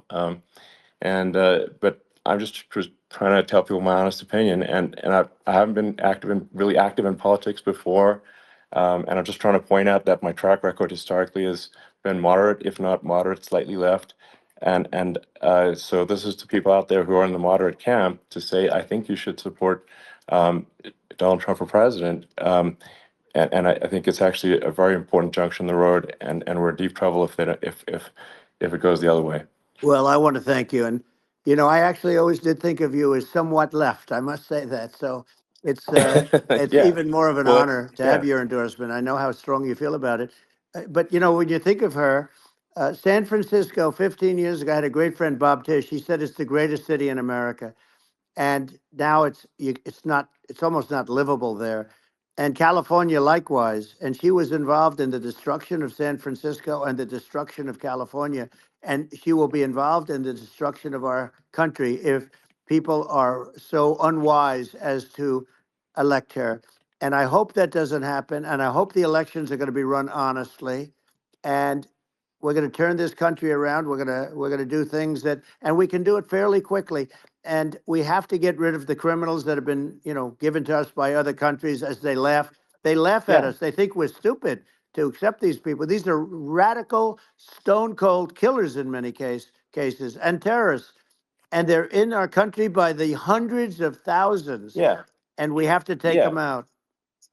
Yeah, I mean, if I could summarize it, perhaps, I think these are issues that I think most people in America would agree with, which is that we want safe and clean cities, we want secure borders, we want sensible government spending, we want to restore both the perception and reality of respect in the judicial system, just stop the lawfare, and I think like, and how are those even right wing positions? I think those are that's just common sense, and that's I mean, would you agree with that? 100%.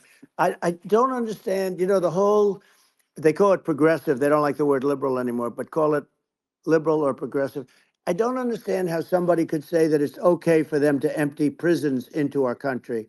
And again, I told you their Yeah, crime rates definitely all not over the world okay. are going way down, which makes sense. In fact, the next time what we'll do is if something happens with this election, which would be a horror show, we'll meet the next time in Venezuela because it'll be a far safer place to meet than our country. Okay. So we'll go, you and I will go and we'll have a meeting and dinner in Venezuela because that's what's happening. Their crime rates coming down and our crime rates going through the roof. And it's so simple. And you haven't seen anything yet because these people have come into our country and they're just getting acclimated and they don't know about being politically correct law enforcement or lack of law enforcement. And our police, I have to just end with this. We have great police. We have great law enforcement, but they're not allowed to do their job. They have to be able to do their Yeah. job without being destroyed. Well, absolutely, and it's obviously demoralizing if you're a police officer risking your life to to arrest violent criminals who could kill you and do kill you sometimes, and then you arrest the violent criminal and then the DA doesn't prosecute and they just let the guy out. Right. Well, then like why should a police officer risk their life uh, to arrest a violent felon Well, even worse, if Elon, nothing's going to happen? even worse, they prosecute the police officer. They go after it and they prosecute the police officer and they take away his pension. They take away his Yeah. job. He loses his family. He loses his house. Well, I thought it was very telling, like incredibly telling, that when there was that case where sort of a gang of thugs beat up police officers. I think it was in Times Yep. Square in New York, and and then nothing happened to those guys. They were let out, zero bail, and I think a bunch of them were given free tickets to California.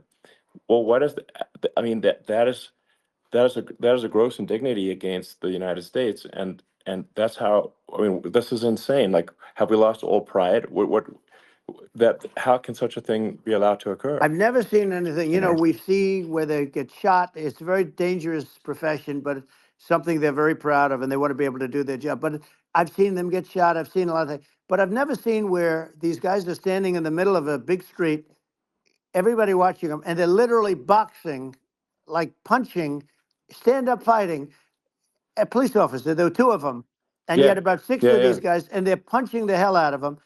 And in their own country, they would be dead if they did that. They'd be shot. Dead. They Yes. would be shot instantly. And they come from these countries, and it's taking them a while to realize that we don't do that in this country. But in their own Yeah, country, if they stood on a street and had a fight with a police officer, they would be shot. There's no political correctness, and yeah. It's it's just such a sad thing to see. And that's the reason you have crime, we by the way, yeah, because we don't do anything about yeah. it. Yeah, we just cannot have a situation where our police officers are beaten up on camera by a gang of illegal immigrants, and then nothing happens to the guys that beat up the cops. I mean, and they're let out. This is Well, we're going to unacceptable. change it, Um, and we're going to get them out of the country. When I first got involved, they said you couldn't get them back to these countries. You couldn't take them back. In the case of Guatemala, Honduras, El Salvador, some others, you couldn't get them back. And I said, really? Oh, you can't get them back? Because under Obama, he couldn't get them back. They'd fly them in, and they'd put planes on the runways in these countries so you couldn't land a plane. They'd bring them back. And the generals told me, sir, we can't bring them back. The countries won't accept MS-13 gang members. They won't accept them. And I said, really, how much do we pay these various countries in terms of economic aid, which is also somewhat ridiculous? And the answer was $750 million. I said, good. Tell them they're in default.